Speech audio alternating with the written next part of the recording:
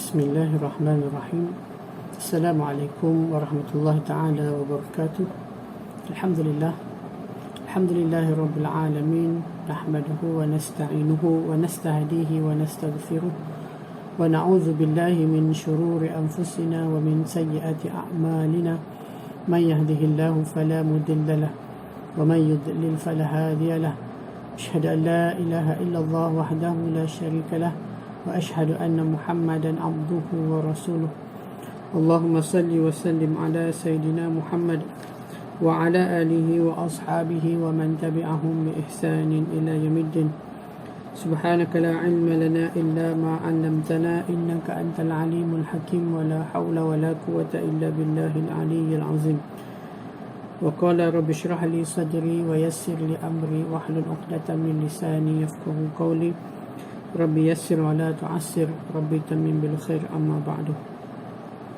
Alhamdulillah yang dimuliakan Tuan Pengurusi dan seluruh saf datang kuasa serta para jemaah Surau At-Taqwa, Taman Segar Perdana Ceras, dan seterusnya para penonton muslimin muslimat yang dirahmati Allah sekalian. Apa khabar semua? Alhamdulillah, kita dapat kembali bertemu dan dapat sambung kembali pengajian kitab Jawharatul Tauhid kita ini.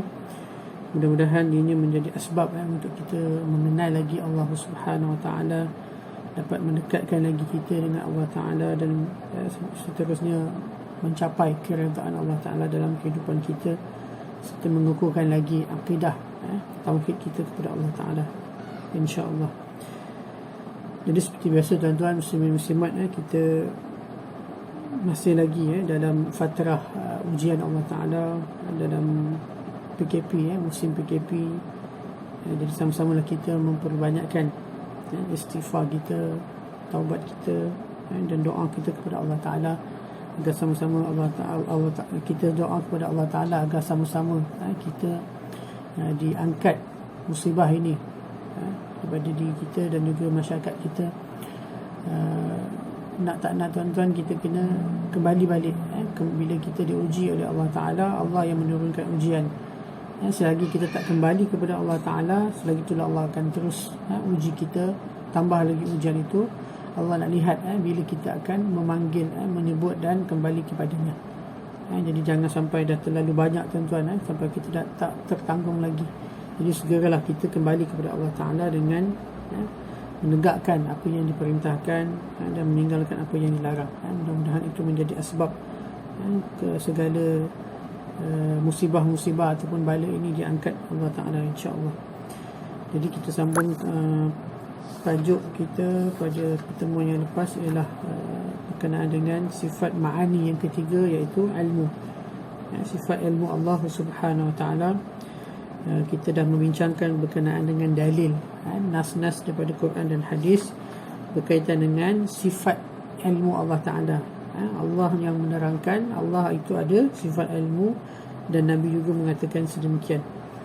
Jadi kita lihat tidak ada percanggahan di antara ilmu Allah Ta'ala dengan apa yang telah terjadi. Semua yang berlaku ini dalam pengetahuan Allah Ta'ala sejak azali. Tidak ada permulaan bagi ilmu Allah Ta'ala itu. Allah memang telah mengetahui sebelum wujudnya sekalian alam ini, sekalian makhluk ini. Tak ada lagi Allah dah tahu dah apa yang akan berlaku, bagaimana ending setiap sesuatu itu. Jadi tidak pernah bercanggah, tidak pernah bercanggah di antara ilmu Allah Ta'ala yang sejak azali itu dengan perkara yang telah berlaku, perkara yang terjadi pada hari ini, apa yang akan terjadi dan apa yang telah terjadi pada masa akan datang. Semuanya itu akan berlaku exactly seperti mana yang Allah Ta'ala ketahui sejak azali, dan tidak akan berlaku percanggahan, pertentangan di antara apa yang Allah Ta'ala tahu dengan apa yang berlaku atau yang akan berlaku, sama ada yang dahulu, sekarang ataupun masa akan datang. Sebab itu semua tidak menjadi ukuran. Itu bukan ukuran ataupun perbandingan bagi Allah Ta'ala, kerana Allah Ta'ala tidak terikat dengan masa. Walaupun kita kalau kita makhluk, kita ilmu kita ni terikat dengan masa. Benda yang dah berlaku, benda yang sedang berlaku dan akan berlaku, yang itu kita terikat. Maksudnya kalau benda yang akan berlaku kita tak tahu, akan berlaku kita tak tahu apa yang akan berlaku. Benda yang dah berlaku, ya dah lepas berlaku kita tahu lah. Tapi bagi Allah Ta'ala sama je. Yang dah berlaku ke, yang sedang berlaku ataupun yang akan berlaku, sama je bagi Allah Ta'ala. Dia memang mengetahuinya. Jadi bukan perbandingan bagi Allah Ta'ala. Sebab Allah Ta'ala tidak dihadkan oleh masa dan juga tempat. Tempat juga Allah Ta'ala tidak terikat. Dan di sini ada sebahagian yang bertanya berkenaan dengan beberapa nas ayat-ayat Al-Quran, dalil-dalil yang seperti mana ayat ni itu mengikat Allah Ta'ala, mengikat pengetahuan Allah Ta'ala, ilmu Allah Ta'ala itu dengan masa. Seperti mana dalil pada a'udzubillahi minasyaitonirrajim, thumma ba'athnahum lina'lama ayyul hizbaini ahsa lima labithu amada. Kemudian kami bangunkan mereka agar kami mengetahui manakah di antara kedua golongan itu, yakni di kalangan pemuda-pemuda kafir itu sendiri, yang berselisih tentang berapa lamanya mereka tinggal dalam gua itu, yang lebih tepat dalam menghitung berapa lama mereka tinggal dalam gua itu. Surah Al-Kahfi ayat 12. Surahul Azim. Jadi tuan-tuan, ayat ini kalau kita tengok zahir ayat, kemudian kami bangunkan mereka, Allah Ta'ala bangunkan pemuda-pemuda kafir ini untuk apa?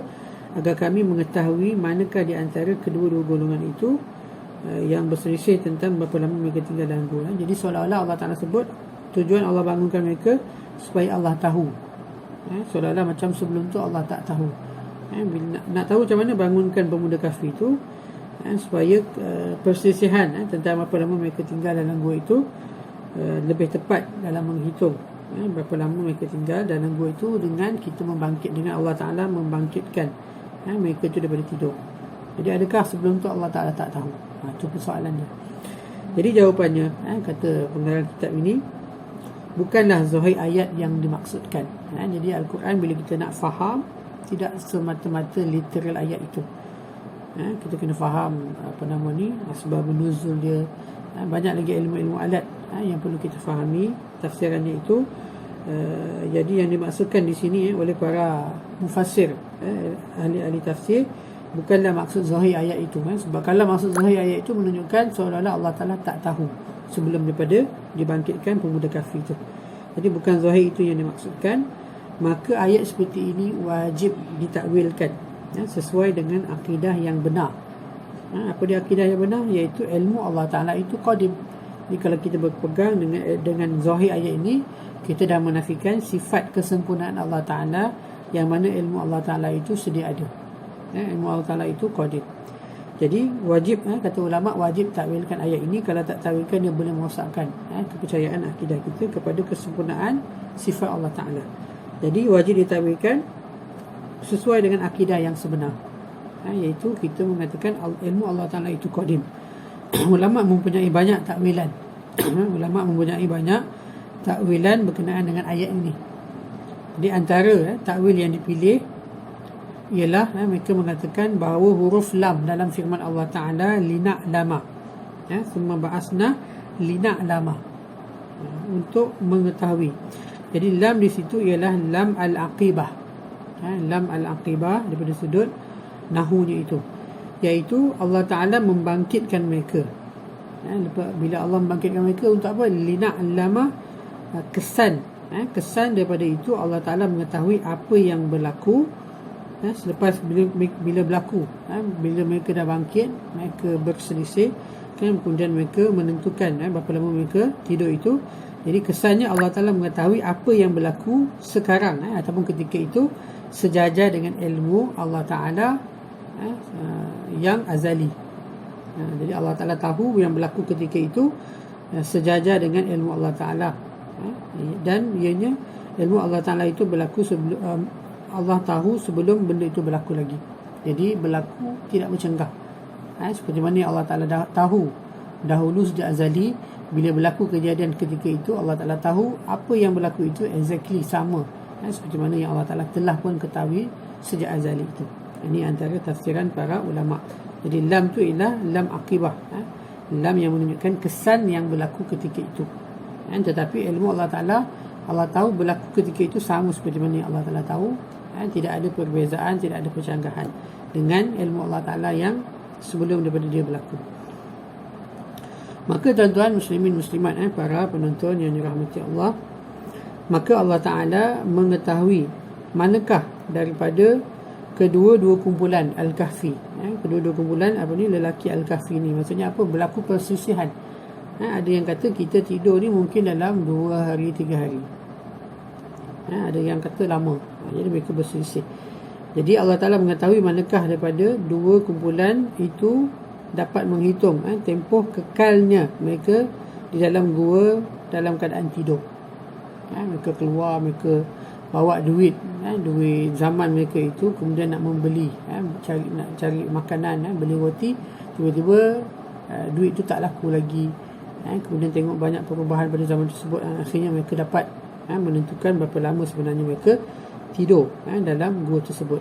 Jadi Allah mengetahui sedemikian sebelum Allah menciptakan langit dan bumi. Sebab ilmu Allah Ta'ala itu qadim, sedia ada. Jadi apa yang berlaku ketika itu, peristiwa yang berlaku pada ketika itu, Allah tahu ketika itu, sama seperti mana Allah Ta'ala tahu sebelum, sejak azali, sebelum semuanya diciptakan, sebelum Allah cipta langit dan bumi lagi. Dan tatkala Allah Ta'ala bangkitkan penghuni gua tersebut daripada tidur mereka, ternyatalah golongan yang menghitung tempoh tidur mereka sama dengan apa yang ada dalam ilmu Allah Ta'ala. Bila dah berlaku, ternyatalah golongan yang kira, yang menghitung tempoh lama mana mereka tidur itu sama seperti mana yang Allah tahu sejak azali. Lalu Allah Ta'ala mengetahui kumpulan tersebut yang membilang jumlah tahun tidur, dan mereka telah menghitung tempoh tersebut seperti Allah telah mengetahui mengenainya sebelum menghitung lagi. Jadi sebelum dia hitung pun Allah dah tahu dah.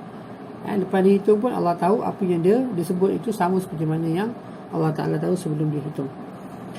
Dan beginilah juga tuan-tuan, ditakwilkan kepada ayat-ayat lain yang menyerupai seperti ayat di atas.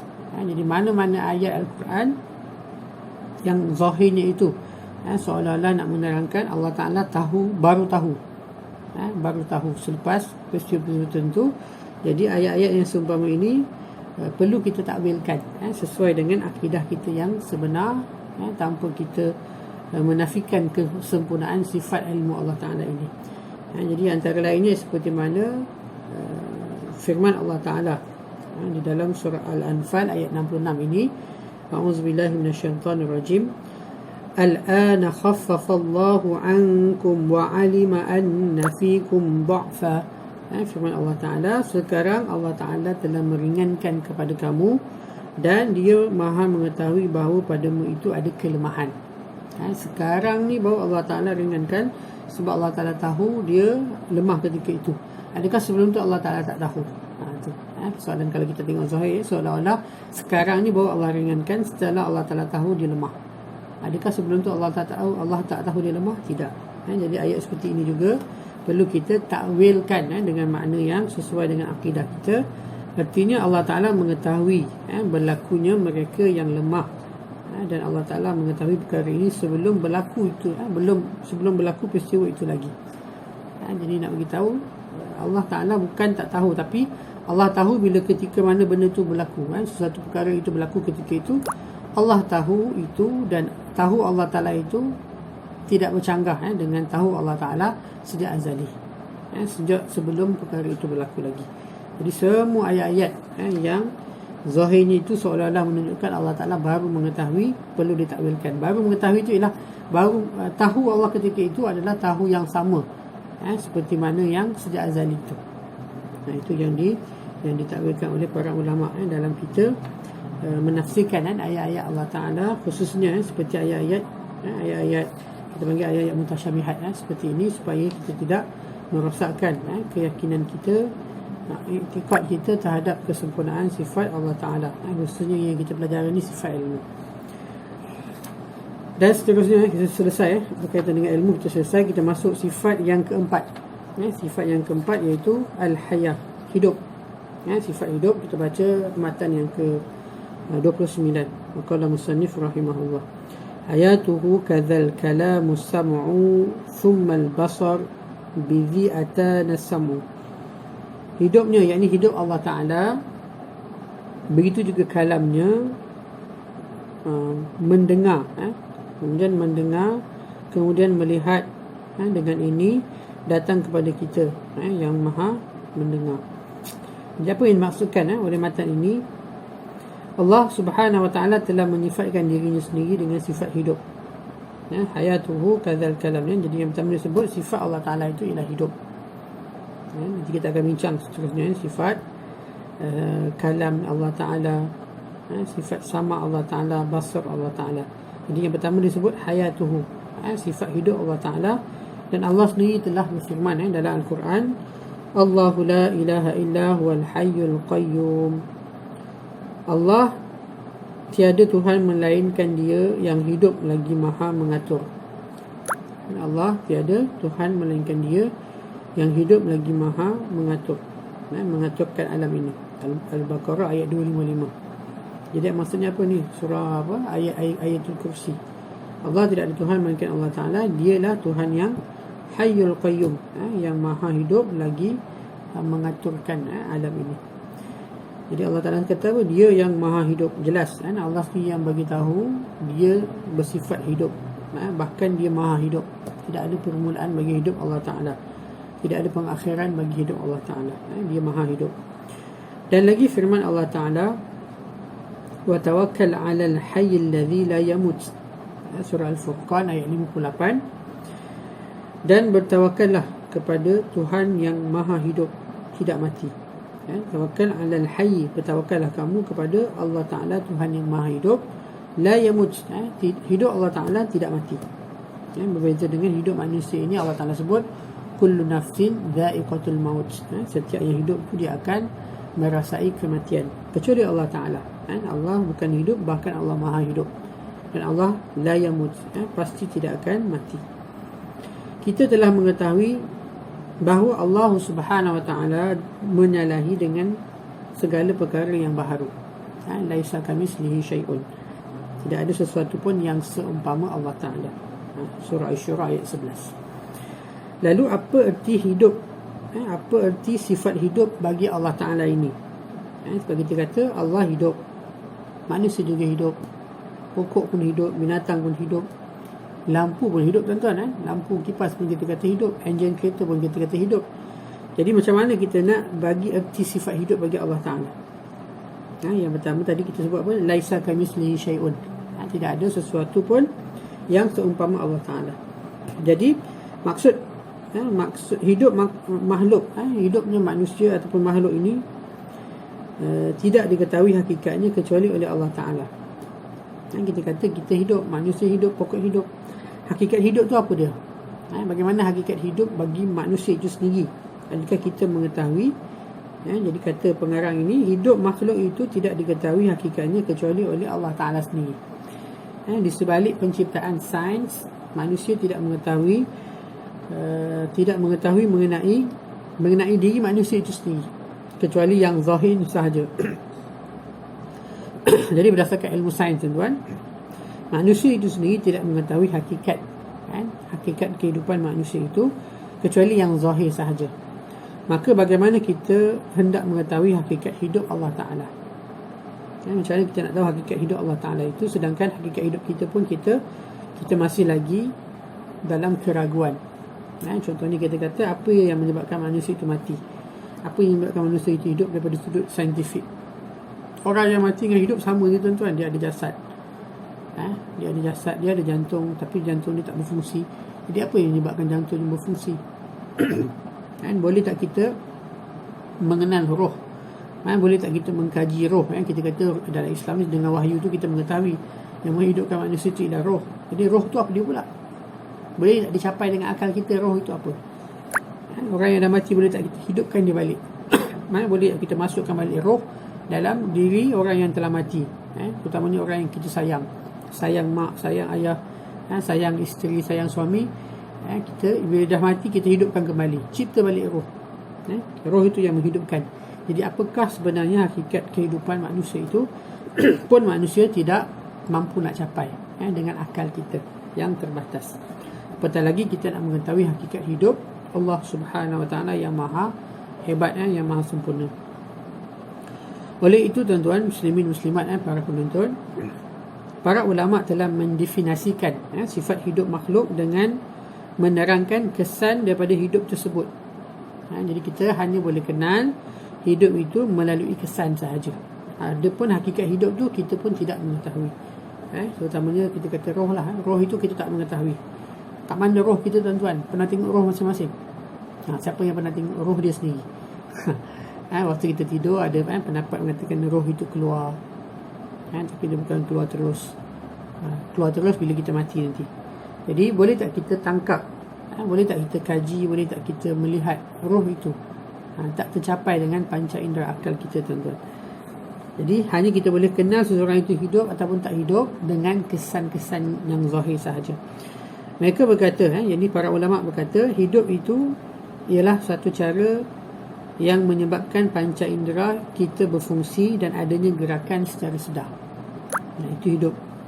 Tanda-tanda ataupun kesan daripada seorang itu hidup ialah menyebabkan panca indera kita ini berfungsi. Mata, telinga, tangan, kaki, rasa kita, dan ada gerakan secara sedar. Itu hidup lah tu. Itu definisi hidup.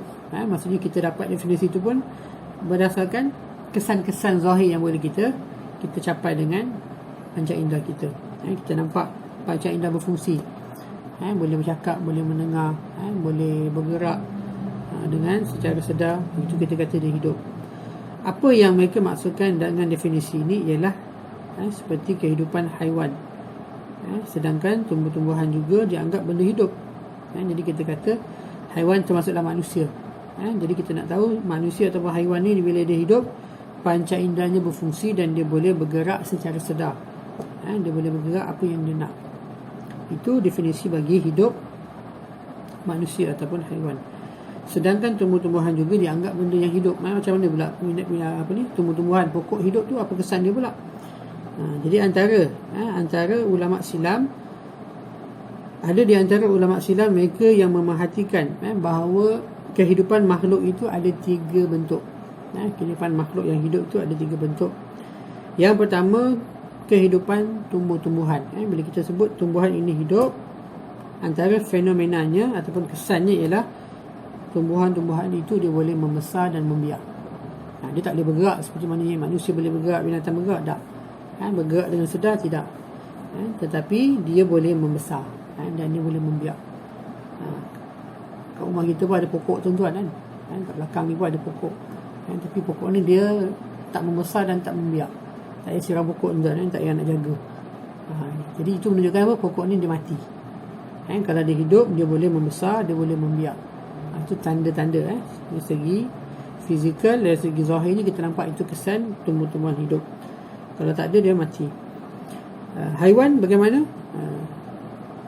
Bentuk apa nama ni ataupun tanda-tanda kesan binatang itu hidup, antara fenomenanya ialah dia membesar, membiak, merasa dengan panca indera yang 5 dan ada gerakan secara sedar.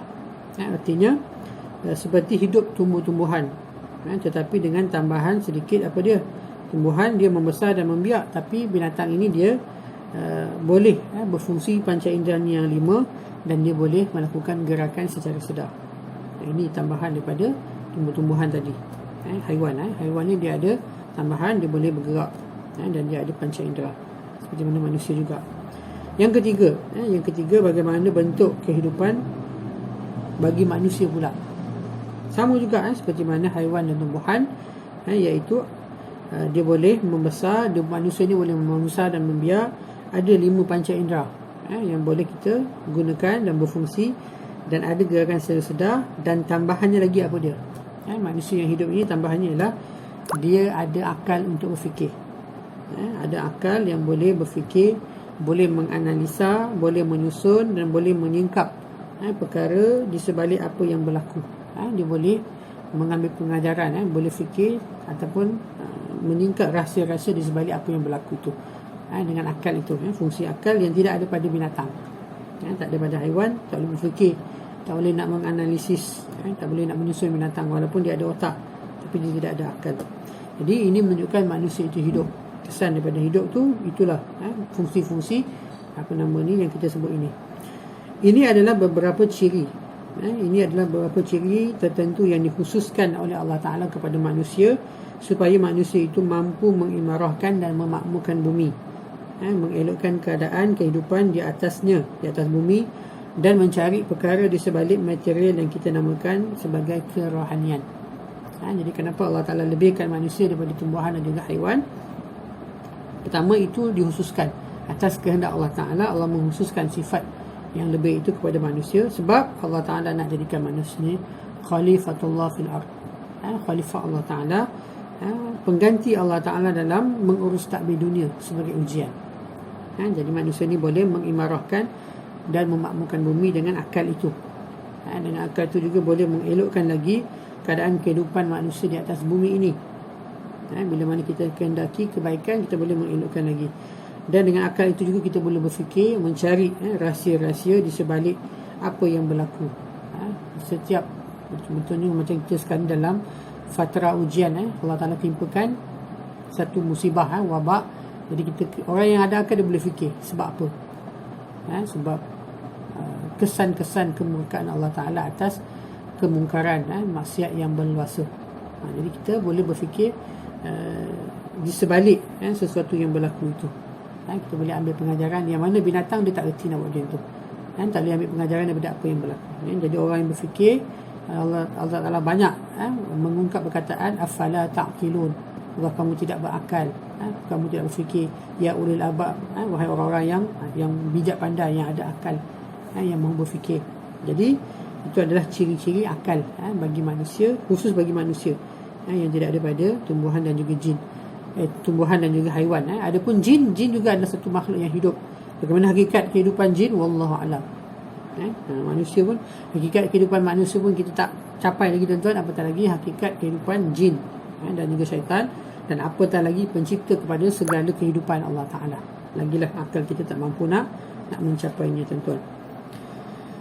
Dan kita ada satu mencari perkara di sebalik material yang kita namakan sebagai kerohanian. Ini juga fungsi akal, boleh mencari sesuatu di sebalik material. Selain daripada material, kita ada kerohanian, roh kita, keperluan roh-roh kita. Jadi itu semua memerlukan kepada akal untuk berfikir. Jadi tuan-tuan, itulah menunjukkan manusia ini dia hidup dengan ciri-ciri yang tertentu. Jadi semua bentuk kehidupan, semua bentuk kehidupan yang kita bincangkan ini tidaklah dimaksudkan terhadap Allah. Tidaklah kita maksudkan ciri-ciri hidup ini terhadap kehidupan Allah Azza wa Jalla. Oleh sebab itu, dalam mentakrifkan sifat hidup Allah Azza wa Jalla ini, maka para ulama telah berkata sifat azali yang mengkehendaki benarnya pengetahuan Allah Subhanahu wa Ta'ala. Jadi sifat azali. Apa dia sifat hidup Allah Ta'ala? Apa dia hidup Allah Ta'ala? Suatu sifat azali yang mengkehendaki benarnya pengetahuan Allah Ta'ala. Jadi ini bukanlah takrif sifat hidup itu sendiri, bahkan dia sebagai suatu keterangan, suatu keterangan terhadap perkara yang sepatutnya ada jika adanya sifat hidup. Jika adanya sifat hidup, maksudnya benarlah pengetahuan Allah Ta'ala itu. Sebab orang yang tak hidup, dia tidak ada ilmu, tidak ada sifat-sifat yang lain. Kita bincang apa? Melihat, mendengar, berkehendak, berkuasa, semua itu tidak ada pada sesuatu yang mati. Melainkan benda itu hidup, barulah dia boleh memiliki sifat-sifat yang kita sebutkan itu.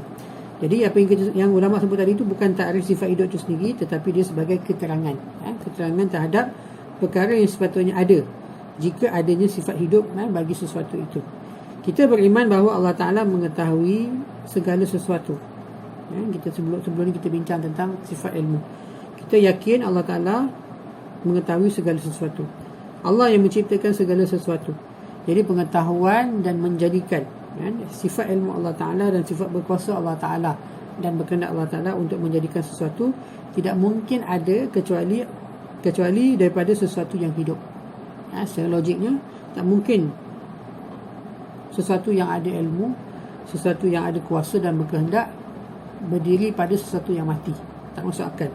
Melainkan dia ada pada sesuatu yang hidup. Justeru wajib kita beriman dengan adanya sifat hidup Allah Ta'ala yang tidak sama dengan sifat hidup mana-mana makhluk. Tak sama dengan mana-mana makhluk sifat hidup. Manusia ke, pokok ke, binatang ke, hatta kereta pun hidup, kita kata. Kipas pun hidup, lampu pun hidup tapi dia ada kesan lah. Kesannya lampu hidup dia bila dia bercahaya. Kita kata dia hidup lah. Kipas hidup macam mana? Bila berpusing. Enjin kereta hidup bila ada bunyi dan boleh menggerak kereta, itu dia hidup. Semua sifat ini bukan pada Allah Ta'ala. Jadi wajib kita beriman Allah Ta'ala ada sifat hidup, tetapi tak sama dengan sifat hidup mana-mana makhluk. Sesungguhnya Allah Ta'ala sendiri telah menceritakan berkenaannya dalam kitabnya. Banyak dalil yang disebutkan tadi. Allah Ta'ala Tuhan yang maha hidup. Selain daripada logik, kita kata tadi tak mungkin sesuatu yang berkuasa menciptakan segala sesuatu itu dan mengetahui segala-galanya adalah sesuatu yang mati. Itu dari segi logik akal. Dan dari segi nakli, dalil naklinya Allah sendiri yang menceritakan. Banyak nas-nas Quran dan juga hadis yang menceritakan tentang sifat hidup Allah Ta'ala. Maka tuan-tuan muslimin dan muslimat, kita beriman dengannya sekalipun kita tidak mengetahui hakikat cara bagaimana hidupnya Allah Ta'ala itu, tetapi wajib kita beriman Allah Ta'ala itu adalah suatu zat yang maha hidup. Wallahualam, demikianlah antara kupasan sifat yang keempat, sifat ma'ani yang keempat ini, iaitu Allah Ta'ala bersifat hayah, bersifat hidup. Jadi insyaAllah kita akan sambung nanti dalam pertemuan akan datang sifat yang kelima daripada sifat ma'ani, iaitu daripada sifat kalam. Sifat kalam Allah Ta'ala, yang mana sifat kalam Allah Ta'ala ni dia agak panjang perbahasannya, sebab banyak isu-isu. Bahkan sifat nama ilmu tauhid ni juga dikenali dengan nama ilmu kalam. Dia disebabkan dengan nama ilmu kalam ini sebab apa? Nak tahu, insyaAllah kita akan sambung nanti pada pertemuan akan datang. Jadi sekadar itu dulu tuan-tuan. Paling baik daripada Allah Ta'ala, lemah dan kurang itu disebabkan kepada saya. Aku liqauli hadza, astaghfirullahalazim wa lakum. Wassalamualaikum warahmatullahi taala wabarakatuh.